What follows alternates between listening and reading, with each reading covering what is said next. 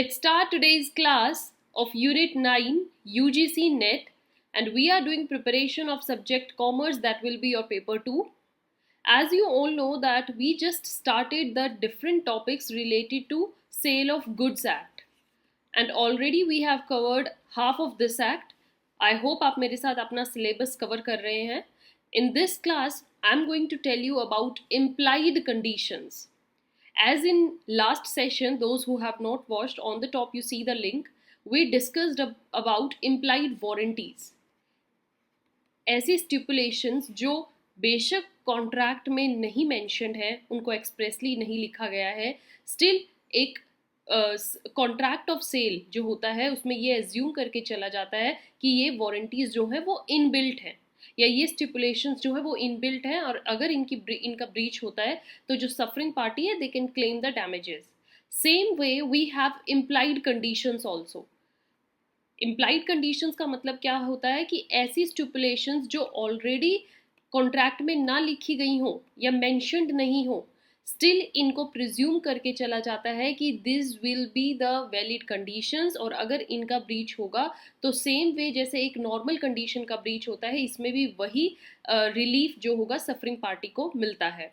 So we will cover this. Below is our mail address, dear students, and we have our call number. So if you have any kind of doubts, queries, तो आप हमें freely ask कर सकते हैं through this mail, or you can call up on this number. Now, firstly we will see कि implied conditions का मतलब क्या होता है. Already मैंने आपको बताया भी है. Implied conditions ऐसी assumptions होती हैं या ऐसी stipulations हैं जो कि ये presume करके चलते हैं हम कि these are already present in the contract. ये contract में हैं, इनको आप लिखो specifically ना लिखो, but these will be presumed कि ये contract का part है. However, an implied conditions जो होती है, जैसे condition है, अगर आप इनके कुछ against में या आप स्पेसिफिकली कोई बात नेगेटिव या वेव्ड की फॉर्म में एक्सप्रेस लिख देते हो कि आप लाइक एक पार्टी है बायर, उसको क्वालिटी से इतना लेना नहीं है, वो क्वालिटी के साथ कॉम्प्रोमाइज कर लेगा, उसको क्वांटिटी चाहिए, क्वालिटी की इतनी नीड नहीं है, तो वो एक स्पेसिफिकली बात मेंशन करेगा कि इफ देयर इज सर्टेन ऐसा गुड्स ऐसा मिलता है कि जो कि क्वालिटी वाइज सही नहीं है, तो हम इस बात को एक कंडीशन की तरह लेकर नहीं चलेंगे. वी विल सी कि ये जो लाइक क्वालिटी कॉम्प्रोमाइज जो हो रहा है ये हमने ऑलरेडी लिखा हुआ है. तो मतलब अगर आप कोई ऐसे एक्सप्रेसली लिख देते हो कि कंडीशन जो है उसको हम एक्सप्रेसली नेगेटिव कर रहे हैं या वेव कर रहे हैं, देन इट्स ओके. अदरवाइज जो कंडीशन है वो एक कॉन्ट्रैक्ट का पार्ट होती है. नाउ वी विल स्टडी कि कौन सी ऐसी कंडीशंस हैं जो कि इम्प्लाइडली इनबिल्ट होती है contract of sale of goods में, अगर उनको स्पेसिफिकली डिफरेंट इंटेंशन से एक्सप्रेसली मेंशन ना किया गया हो. So the very first is, dear students, condition as to title. Condition as to title क्या बताती है? That in every contract of sale जो भी होता है वहाँ पर एक इम्प्लाइड कंडीशन है. किसके ऊपर? सेलर के ऊपर. सेलर के ऊपर ये एक ड्यूटी है that in case of sale he has ownership and right to sell the goods. जब आप किसी को कोई सामान बेच रहे हो तो ये एक वैलिड बात है. बायर ये हमेशा प्रिज्यूम करके चलता है, या बायर को इस बात की नॉलेज कहीं से मिल ही नहीं सकती कि आप उसके ऑनर नहीं होंगे. In case of sale it is a condition that you have right title, you are owner, और आपके पास वो राइट भी है उस सामान को बेचने का. और जब एक एग्रीमेंट होता है सेल का, ठीक है ना, बायर और सेलर के बीच में, जो सेलर है he will have a right to sell the goods at that time when the property is to pass. जब प्रॉपर्टी, सपोज करो आपने आज एग्रीमेंट कर लिया, ऑल्दो आपके पास प्रॉपर्टी आई नहीं है, बट सेलर मान के चलेगा कि अगर हमने 3 महीने का टाइम लिया है और 3 महीने बाद मुझे बायर को प्रॉपर्टी देनी है, तो 3 महीने के अंदर अंदर मैं उसका ऑनर बन जाऊंगा प्रॉपर्टी का, तभी मैं वो बायर को पास ऑन कर सकता हूँ.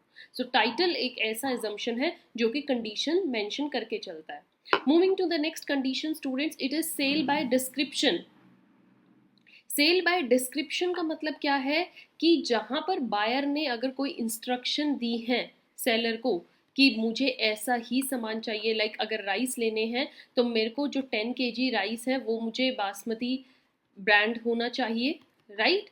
उसकी क्वालिटी बासमती होनी चाहिए, और जो रेस्ट 10 kg है, सपोज वो 20 kg ले रहा है तो वो नॉन बासमती भी चलेगा। तो उसने इंस्ट्रक्शन दिया है दैट 10 kg तो मुझे बासमती चाहिए ही चाहिए। So where there is a contract of sale of goods by description, आप डिस्क्राइब करके बता रहे हो दैट ये पर्टिकुलर मेंशन रहेगा और मुझे ऐसे ऐसे गुड्स चाहिए, और इसके इंस्ट्रक्शन आप देते हो, देन ये एक इम्प्लाइड कंडीशन है, सेलर को आपकी इंस्ट्रक्शन फॉलो करनी ही होंगी।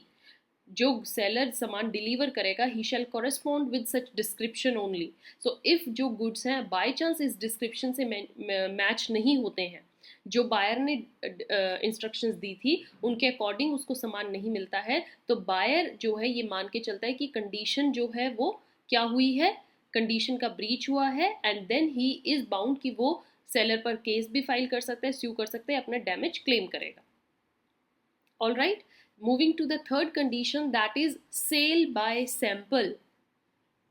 सेल बाय सैंपल का मतलब क्या है, that in a contract of sale by sample, ये एक इम्प्लाइड कंडीशन है कि अगर सपोज कीजिए बायर कोई सामान लेने आता है सेलर के पास, और सेलर उसको सारा सामान ना दिखाने की बजाय कुछ सैंपल दिखा देता है, ये है हमारा सामान, ऐसा आपको सामान मिलेगा, सैंपल देख लो।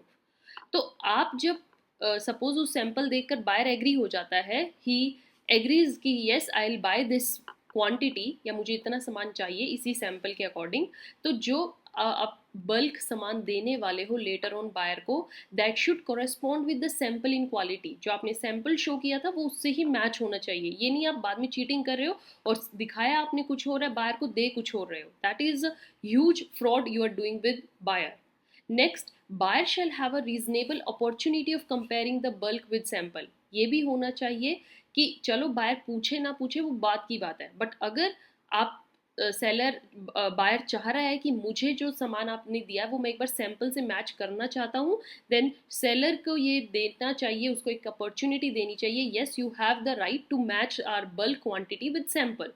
आप ये नहीं कह सकते नहीं नहीं आपको एक बार दिखा दिया अब आप नहीं देख सकते, सामान पैक हो गया अब नहीं हम आपको दिखाएंगे। No, you should give a reasonable opportunity to the buyer. This is implied condition. The third thing is that the goods shall be free from any defect. ये ना हो कि देखो सैंपल तो एक आधा आपने सैंपल दिखा दिया, वो दिखा दिया बढ़िया क्वालिटी का, उसमें कोई डिफेक्ट भी नहीं है, बट जब आपने सामान भेजा वो सारा डिफेक्टिव निकला, या उसमें मेजॉरिटी ऑफ द सामान जो है वो डिफेक्टिव है, जिससे क्या होगा कि बहुत ज़्यादा लॉस हो सकता है बायर को, या बायर खरीदने से मना कर दे। So this is like an apparent या duty on seller that it should be free from any defect, it should match with the quality of sample, and you should give free opportunity to the buyer to compare the bulk. So these were the condition, dear students. अब आप ये देखिए, these are not only 3 conditions, we have many more. That's why ये जो हमारा session था ये this is first part. इसका जो सेकंड पार्ट है हम कंटिन्यू करेंगे नेक्स्ट इम्प्लाइड कंडीशन से नेक्स्ट सेशन, ताकि आपके लिए ये ज़्यादा हेक्टिक ना हो जाए।